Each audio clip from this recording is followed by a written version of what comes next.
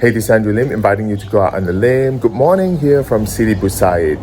This is actually the quiet moment before the city becomes really busy. As tourists actually come in from other cities, other parts of Tunis to discover this charming village by the seaside.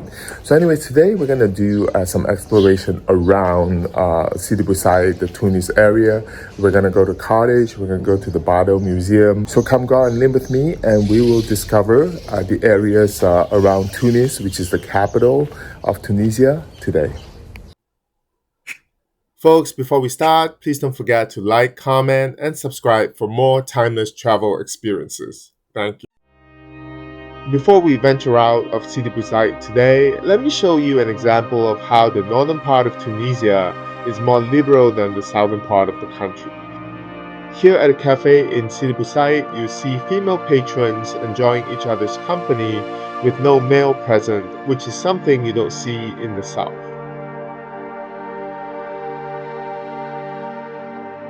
A 10 minutes drive away from Sidi Bou Said puts us in the area of Carthage.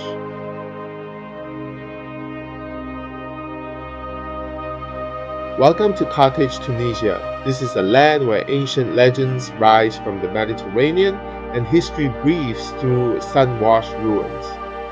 Once the heart of a powerful empire, Carthage was founded by the Phoenicians over 2,800 years ago.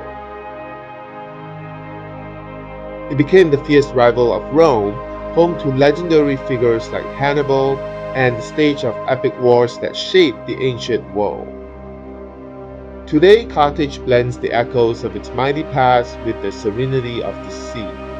Wander through the hauntingly beautiful ruins of the Antonine Baths, where Emperor once bathed with a view of the waves, climb Byrsa Hill for a sweeping view of the coast, and explore the remnants of Roman villas, Punic ports, and centuries-old temples. Now, Carthage offers a peaceful escape, a place where history and nature meet in quiet conversation.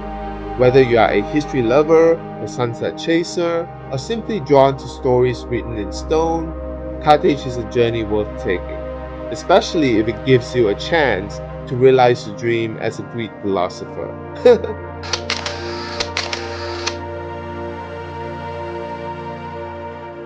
Just 20 minutes drive from Carthage is Tunis, the capital of Tunisia, where tradition and modernity meet at every corner.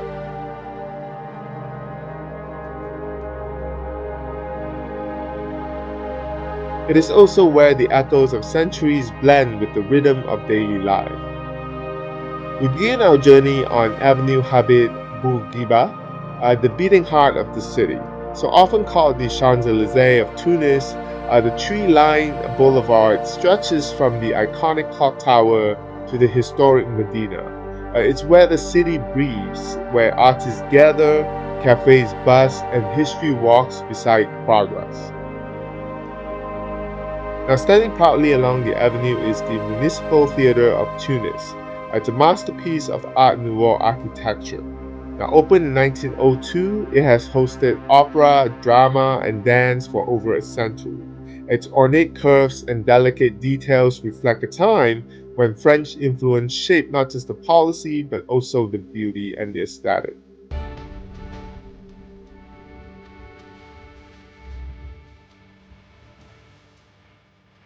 And the French connection still lingers in the architecture, the language, the cafe culture.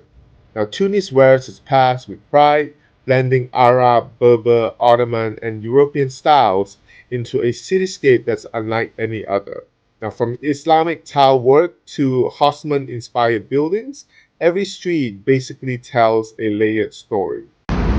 Guys, so we're checking out Tunis right now. Actually, this is the main street or the main center. It actually reminds me a bit of Champs-Élysées. I mean, it's very Paris influence here, definitely, because I mean, they were under the French colonization until 1956, I believe. So, yeah, it's actually worth checking out Tunis. It's pretty charming. I mean, you see like buildings that's reminiscent of French architecture. The lampposts and all of that, it's really charming. And this is a beautiful day as well. Just a few blocks away lies the Marché Central de Tunis, which is the central food market in Tunis. It's a vibrant, colorful maze of life. Now here, scents of fresh seafood, which comes with dirty and wet floor, by the way, as well as saffron, olives, and produce dance in the air. You'll find a lot of different food sold here, including this shell that you use to actually put different things in it. This is where you see locals haggle, they laugh, they swap stories, as the market pulses with authenticity. I'm actually most impressed with the butcher section where there is a section selling horse meat and pork. Yes, pork in a Muslim country. Now, the storefront of the pork vendor looks empty.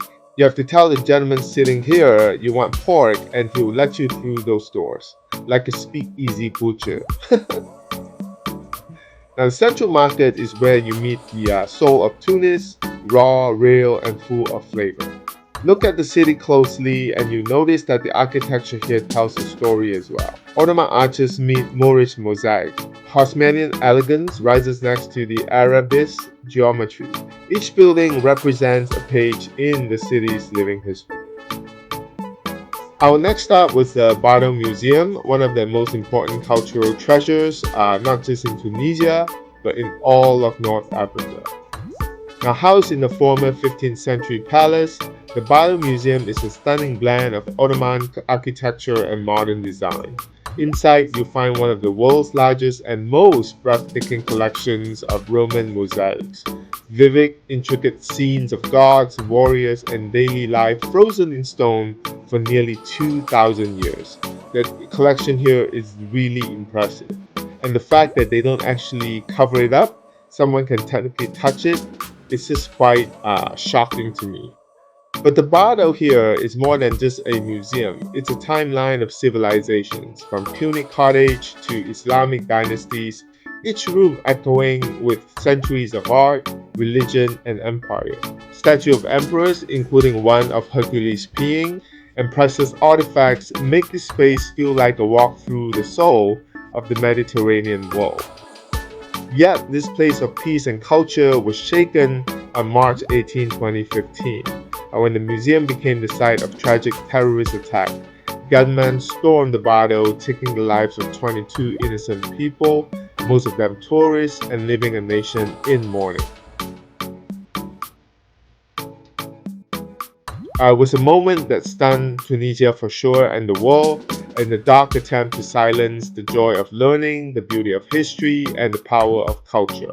But Tunisia did not stay silent. In the wake of the attack, people actually gathered on these very steps. They raised the candles, flags, and voices, and the Bardo reopened, stronger, prouder, more determined than ever to share its stories with the world.